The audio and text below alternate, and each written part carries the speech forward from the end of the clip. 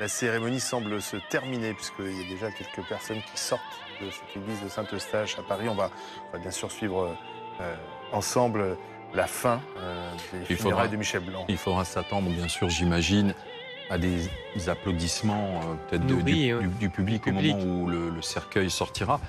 C'est ce que nous expliquait Pierre Barbin, c'est-à-dire qu'il y a quelques centaines de personnes et vraiment au fil des minutes, au fil des heures, la foule a grossi. Peut-être qu'on n'est pas loin d'un millier de fans. C'est un millier de fans, c'est ce que disent ceux qui sont sur place.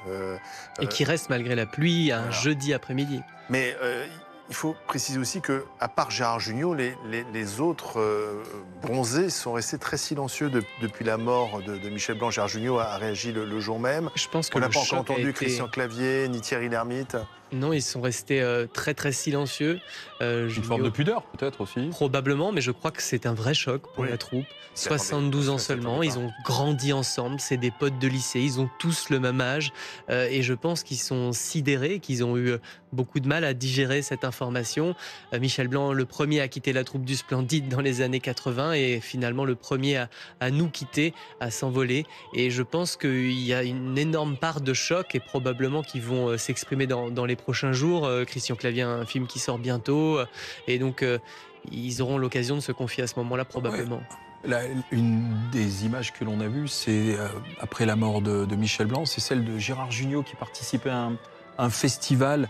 Ciné-roman à Nice. On l'a vu un peu tassé dans son fauteuil. Et il n'a pas pu retenir ses larmes. C'est vrai, il a refusé là aussi de s'exprimer sur le tapis rouge, mais il n'a pas pu retenir son émotion quelques minutes. Marianne Chazelle aussi, qui était sur scène le soir où Michel Blanc est décédé, lui a juste fait un petit coucou. Elle lui a dédié la cérémonie. Elle lui a dédié la soirée parce qu'elle venait d'apprendre sa mort sur le portable. Votre revue s'appelle Schnock.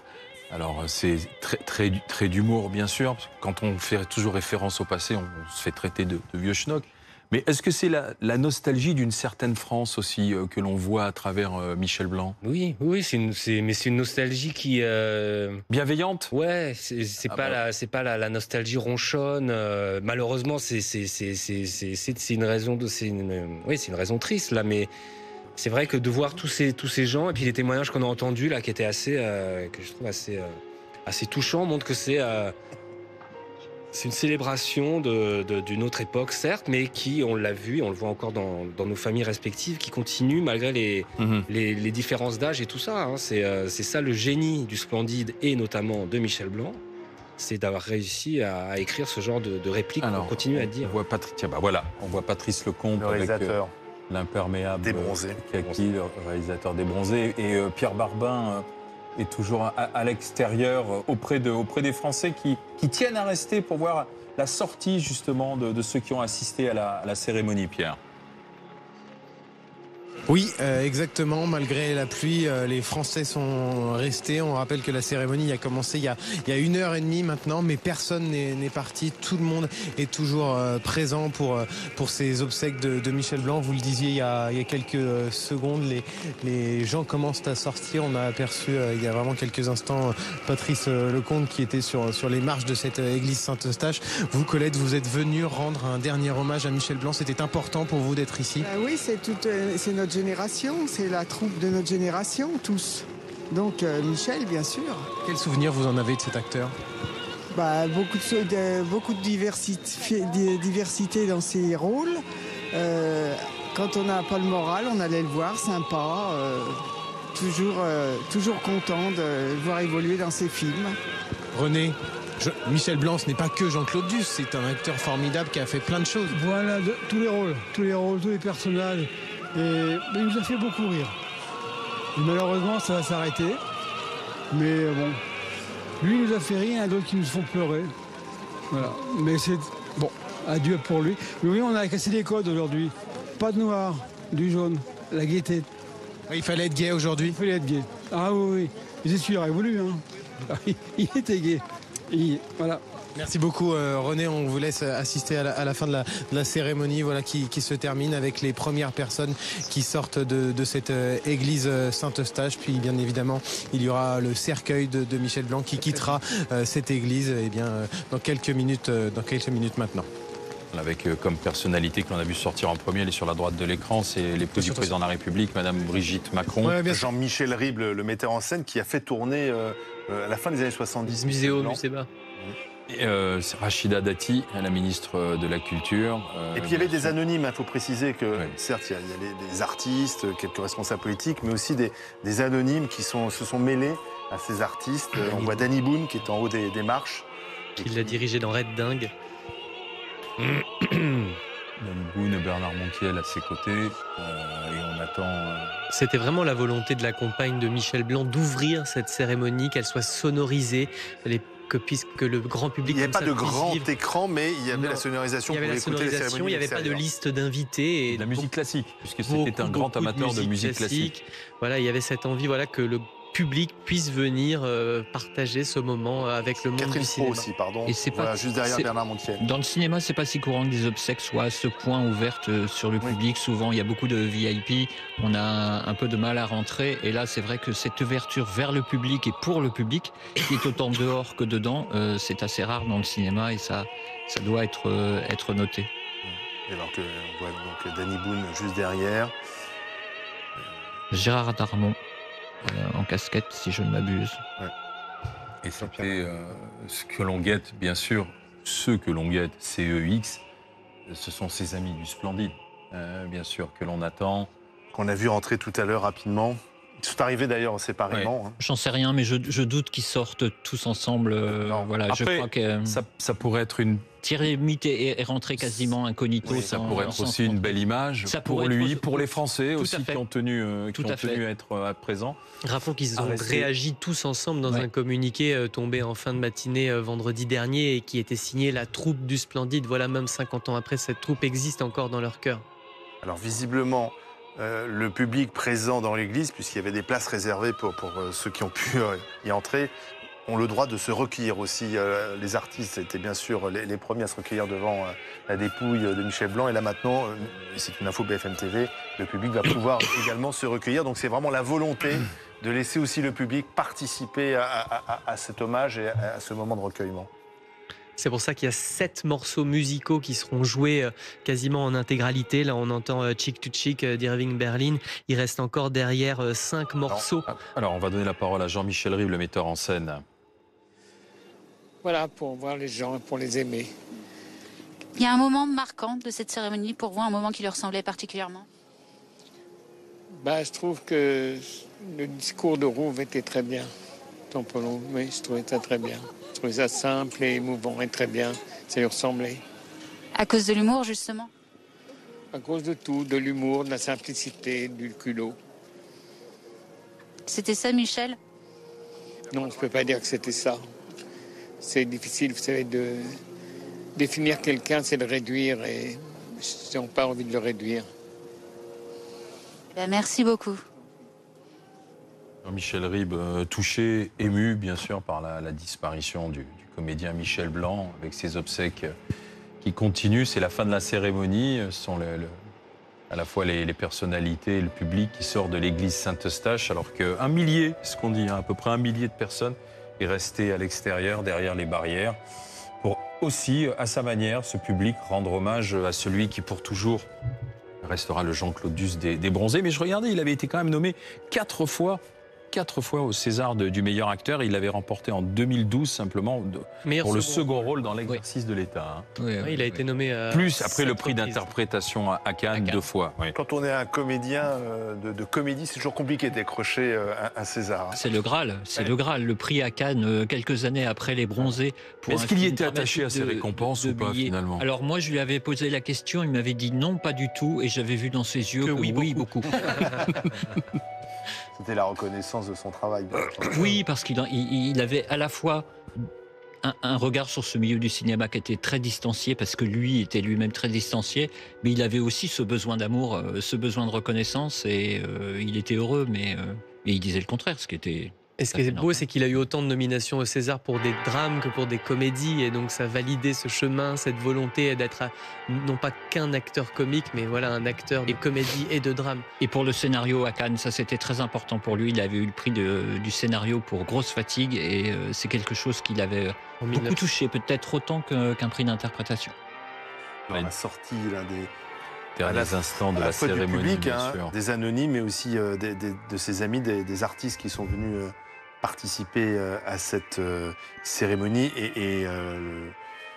Voilà, là on voit le prêtre qui a officié, qui va venir, qui va sortir également. L'un de ses derniers films, c'était les Petites Victoires en 2023. Les Petites Victoires, oui. Où il joue le rôle d'un agriculteur analphabète, un peu bourru, qui ne parle pas et qui va se révéler au contact d'une jeune enseignante qui arrive dans un petit village. C'était un très très beau film. Un ami protecteur et bienveillant. Alors, on parle beaucoup de sa tendresse, un mot qui lui ressemble, tendre. Il était affectueux, fidèle, brillant, sensible, hyper drôle, musical, talentueux évidemment et très proche de ses amis. Cette cérémonie, on l'a beaucoup dit, elle lui ressemblait, il y avait de l'humour, il y avait de la musique, c'est aussi pour ça que vous êtes aussi ému là en sortant? Il fait partie de mon histoire et sans lui, je ne sais pas si j'aurais pu... si j'aurais si bien supporté d'être une jeune fille projetée comme ça du jour au lendemain dans le monde du cinéma. Pour vous, c'était plus qu'un acteur, c'est vraiment un ami? Oui, absolument. Merci beaucoup. De Mathilde Amé, encore très émue, qui peinait à retenir ses larmes en parlant de Michel Blanc, protecteur. C'est ce qu'elle a dit. On voit la compagne de Michel Blanc qui est accompagnée par Jean-Paul Rouve, qui, rappelons-le, a pris la parole pendant cette cérémonie. Ramatoulaye Diop qui est styliste. Et les applaudissements, on va peut-être écouter les applaudissements.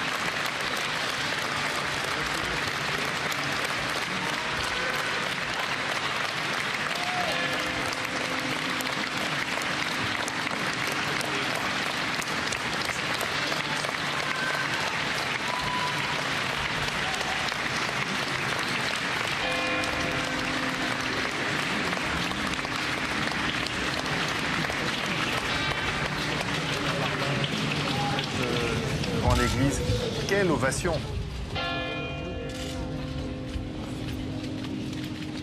Oui, ovation pour Michel Blanc. Alors, on dit que c'est assez coutumier ça peut choquer, mais pour les personnes du spectacle. D'applaudir. Oui, d'applaudir, parce que c'est une manière aussi de saluer leur dernière sortie de scène, Et le public est là pour les saluer à ce moment-là. Mais c'est vrai que ça peut paraître un peu bizarre dans un moment de recueillement à la sortie d'une église. Pierre Barbin, vous êtes avec nous, vous avez suivi aux côtés des Françaises et des Français réunis cet hommage très fort, ces applaudissements très longs, cette dernière ovation. Pierre ? Oui, c'est ce qui est marquant ici devant cette église Saint-Eustache, une ovation qui a duré de longues minutes et vous l'entendez qui recommence à nouveau pour dire un dernier au revoir à Michel Blanc. C'est l'acteur décédé, on le rappelle, brutalement la semaine dernière à l'âge de 72 ans. On voit beaucoup de visages émus de la part de ces Français qui ont patienté ici plusieurs heures, des milliers de Français qui sont ici. Il y a un moment de silence désormais, toujours en hommage à cet acteur. Beaucoup de larmes sur le visage de ces Français, mais aussi de ceux qui étaient présents à la cérémonie. Je vois par exemple notamment l'actrice Karine Viard. On voit la bande du Splendide, Marianne Chazelle, Christian Clavier, Gérard Jugnot. Il y a Josiane Balasco également, il y a Jean-Paul Rouve qui est aussi présent aux côtés de la femme de Michel Blanc, le cercueil qui est sorti de cette église Saint-Eustache il y a quelques minutes maintenant, et c'est vrai que ça a été un moment très fort, des dizaines d'invités. On rappelle aussi qu'il y a quelques personnalités du public triées sur le volet qui ont pu assister à cette cérémonie. Je vois maintenant Thierry Lhermitte qui est aussi présent sur les escaliers de cette église Saint-Eustache, et c'est vrai qu'il y a beaucoup d'émotions pour dire au revoir à cet acteur, un acteur qui était populaire. On le voit une nouvelle fois ici aujourd'hui devant cette église Saint-Eustache de Paris avec des milliers de Français réunis pour dire au revoir à Michel Blanc. On a aperçu effectivement en haut à gauche de l'image Thierry Lhermitte et Gérard Jugnot. Voilà, Josiane Balasco à côté de Gérard Jugnot que l'on voit sortir en ce moment. Ouais, avec l'homme à la casquette, c'est Thierry Lhermitte. Christian Clavier qui est juste devant. Ce sont ses amis du Splendide qui sont sortis en dernier de l'église. On avait vu Patrice. Le Splendide, c'est 50 ans de vie aussi pour eux, et je pense que c'est bouleversant pour toute cette troupe. Plus. Oui, plus. Ouais, ça. si on grossit. Ah oui, parce qu'ils se sont connus, 67. Se sont connus en 5e et en 4e. Oui, mais il parlait de la constitution de la salle. C'est encore mieux, ça fait quasiment 60 ans que c'est des copains de bande d'école. C'est des copains d'école. Oui. Michel Blanc racontait, Gérard Jugnot racontait qu'avec Michel Blanc, il se faisait engueuler. Ah ben, on aperçoit il riait trop. Thierry Lhermitte sur cette photo avec sa barbe naissante, des lunettes noires et une casquette suivie par Christian Clavier. Gérard Jugnot, lui aussi avec ses lunettes.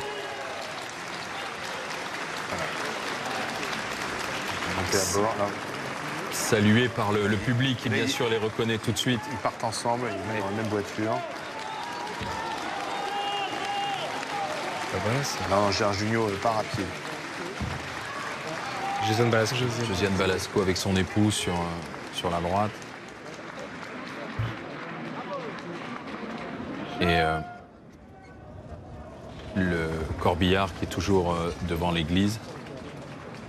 On écoute Josiane Balasco. On a essayé de faire dire quelques mots. Josiane ? Est-ce qu'on peut ouvrir la première, s'il vous plaît ? Josiane, cette cérémonie, elle était à son image ? C'était une très belle cérémonie. Il y avait beaucoup de gens. Il y avait même un Jean-Claude Duss derrière. Je crois qu'il aurait aimé. Il y a du décorum, de la bonne musique et beaucoup de gens qui l'aimaient. Voilà. Oui, quand Josiane Balasco dit qu'il y avait même un Jean-Claude Duss derrière, c'est ce qu'on disait, c'est qu'à l'intérieur de l'église, ils avaient posté une silhouette d'un skieur avec même des vrais skis, allusion directe au fameux Jean-Claude Duss, surtout au bronzé fond de ski. Et ils ont chanté « Quand te reverrai-je, pays merveilleux ». C'est dénommé Max alors peut-être, c'est ça? Martin Lamotte. Ça lui ressemblait pas du tout, c'est pour ça que c'est bien. Il y a eu beaucoup de musique, il aimait la musique, c'était le plus bel hommage à lui rendre d'entendre autant de musique. C'est un hommage magnifique, c'était très très beau. Ouais. Voilà, non, écoutez, maintenant je fais rentrer. On vous sent très ému. Mais...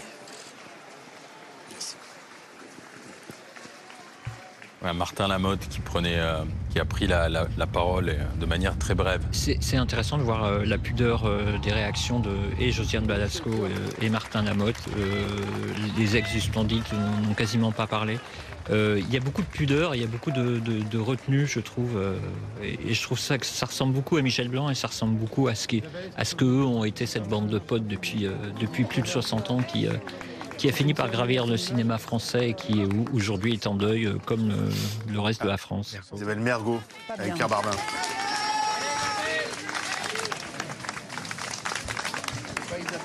Karine, est-ce qu'on peut vous déranger 3 secondes? Oui, Alors, Karine Viard, Isabelle Mergo, trop prises par l'émotion et qui ont du mal à s'arrêter pour dire quelques mots. Il y a eu simplement les mots de Josiane Balasco, mais de manière très brève. Ouais. Ah oui, c'était très remarquable. Et son humour. Et son humour toujours. Mais oui, souris puisque c'est grave. Oui. Même dans les moments les plus graves, il faut toujours garder ce trait d'humour. Et ils étaient très proches, Balasco et Blanc, au sein du Splendide. C'est une team spéciale, quoi. Un tandem, un duo. Ils ont beaucoup travaillé ensemble. C'est les deux premiers à avoir fait des trucs solo.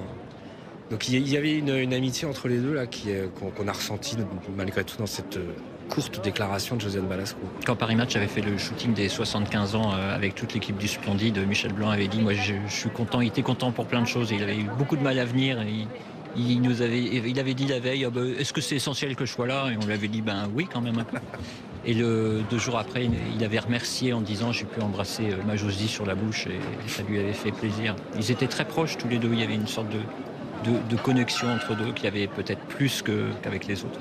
Voilà, avec le public qui brandit la photo de Michel Blanc, c'est Paris Match d'ailleurs. Paris Match de cette semaine. C'est la une de Match avec ce personnage qu'il incarnait, parce que c'est pas une photo récente finalement de Michel Blanc. On a envie de revoir le Michel Blanc avec sa silhouette, sa dégaine des années 70, enfin plutôt des années 80. Quoi, oui, c'est Michel Blanc entre les deux époques, c'est-à-dire c'est Michel Blanc qui sort de Jean-Claude Duss et qui va commencer à rentrer dans Marche à l'ombre et dans Tenue de soirée. Il a encore la moustache. Et cet entre-deux, finalement, c'est ce qui a résumé toute sa carrière. La comédie, le drame. Et la foule a tenu à rester encore quelques minutes. Alors tout doucement, elle se disperse. Mais c'est comme si ces anonymes avaient envie toujours de continuer de parler, d'évoquer des souvenirs. C'est ce que l'on a entendu à travers les différentes prises de parole. Perpétuer encore un peu le souvenir de Michel Blanc entre nous. Voilà le skieur. Comme ça, depuis Bordeaux à la gare. Voilà. J'ai raté le train de Bourg-Saint-Maurice, donc j'ai pris celui de Bordeaux, Paris-Montparnasse. Voilà. C'est une forme d'hommage à son œuvre cinématographique. Tout à fait. Merci beaucoup. Comment vous avez trouvé cette cérémonie? Est-ce qu'elle était à son image? Ah oui, tout à fait, à son image, ouais. Simple et chaleureuse. Quel souvenir vous avez, vous, de Michel Blanc? Vous êtes un fan de l'acteur? Tous ses films, les premiers, les bronzés, et puis après tout ce qu'il a entrepris dans sa carrière cinématographique, et quand il est passé du côté de la caméra aussi. Voilà. Que vous ont dit ses proches en vous voyant habillé comme ça? Ils ont souri, ils m'ont dit merci, et voilà. Vous avez même un peu chanté, je crois, dans l'église? Un petit peu, oui, un petit peu. Il fallait chanter pour lui rendre pas forcément chanter, mais c'était dans l'idée. Voilà. Merci beaucoup. Merci, monsieur. Voilà, regardez, c'est ça qui est vraiment touchant, émouvant et intéressant. D'abord, il y avait ce Jean-Claude Duss qui tenait à rendre hommage à Michel Blanc au sein même de l'église, et puis la foule qui continue de rester. Là, c'est Dominique Besnéard qui a été son premier agent. Le célèbre agent, effectivement, d'acteur. Ce qui était touchant, c'est surtout, effectivement, cette foule d'anonymes venus rendre hommage cet après-midi. Alors, il fait beau, le soleil était là pour la sortie. C'est Jean-Pierre Lavoignat que l'on voit, je crois. De la dépouille de Michel Blanc, le soleil. Mais il y avait la pluie tout à l'heure, et malgré cela, la foule était nombreuse pour rendre hommage à Michel Blanc. Et c'est peut-être ça qui est plus touchant dans cette cérémonie. Et pour le moment, on voyait le corbillard qui transporte donc le cercueil de Michel Blanc, est toujours stationné devant l'église Saint-Eustache, avec ses applaudissements qui reviennent régulièrement. Je ne sais pas si Pierre Barbe... écoutez Dominique Besnéard. Je ne sais pas s'il était pieux ou pas, mais là, tout d'un coup, une homélie, tout d'un coup, ça nous emporte, voilà. Et quelquefois, les dernières célébrations où je suis allé, c'était un peu mal organisé, où les micros fonctionnaient pas, je vais pas dire lesquels. Et là, il y avait un recueillement, et c'était très classe et très élégant, et ça ressemblait à Michel, et sincère, voilà. Vous avez ressenti quoi, votre avis, en voyant tous ces gens là rassemblés pour lui? Moi, je m'attendais, parce qu'il était très aimé. Moi, j'étais 7 ou 8 ans son agent, et j'ai eu vraiment beaucoup de plaisir et d'honneur de travailler avec lui. Il m'a fait tourner 2 fois comme acteur, et les gens oublient, quand j'ai fait 10%, Avant que ça s'appelle 10%, ça s'appelait 10 avenue Georges V. La première personne que j'ai été voir pour qu'il écrive, c'était Michel Blanc. Et Michel m'a dit, écoute, moi j'ai joué mon propre rôle, tu as joué ton propre rôle, Carole Bouquet a joué ton propre rôle, je vais pas le faire. Mais par contre, trouve-moi un épisode. On n'a jamais vraiment trouvé. Mais c'est quelqu'un que je voyais de temps en temps. Alors, quand on se parlait, c'était très long parce qu'on faisait le monde, voilà. Et voilà, c'est comme lui qui avait tellement peur de voir des médecins et tout ça. Voilà, il aurait pu jouer le malade imaginaire d'une façon magnifique. Et que, voilà, il part comme ça. Quel souvenir vous en aurez de Michel Blanc? Vous disiez, vous avez été son agent, vous avez partagé l'affiche avec lui dans Marche à Londres. Ouais. Les pleins de journées d'un homme bien. C'est un mot qu'on n'emploie plus, un homme bien. Un homme sincère, qui se mettait pas en avant. C'était quelqu'un aussi qui n'était pas comment ça s'appelle, on va couper parce que je trouve ça prouve. Non, il est un homme sincère et modeste. Et il n'était pas du tout un homme d'argent. Quand on est agent, on sait quand sont les hommes d'argent. Il était juste avec la vie. Il aimait pas le bling bling. Voilà. C'était pas quelqu'un qui aimait le bling bling. Voilà. Merci beaucoup. Dominique Besnéard, le premier agent de Michel Blanc, et le corbillard qui est devant l'église Saint-Eustache.